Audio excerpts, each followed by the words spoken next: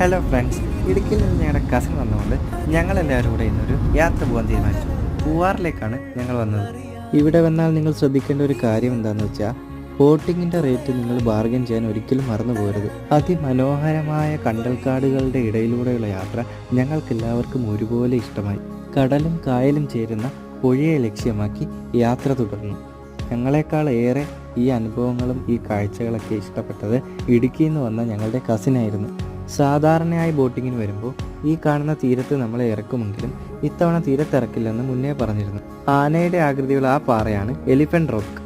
Island റിസോർട്ടും മനം കുളിർപ്പിക്കുന്ന മറ്റൊരുപാട് കാഴ്ചകളുമായി ഏകദേശം ഒരു 1.5 മണിക്കൂർ നീണ്ട ബോട്ടിംഗ് യാത്ര എല്ലാവർക്കും ഇഷ്ടമായി. വൈകുന്നേരങ്ങളിലൊക്കെ നിങ്ങൾ ബോറടിച്ചിരിക്കുവാണോ എങ്കിൽ ഫാമിലിയുമായി വരാൻ പറ്റിയ ഒരു സ്ഥലമാണ് പൂവാർ ഐലൻഡ്. അപ്പം മറ്റൊരു വീഡിയോയുമായി കാണാം. Bye from foodie friends.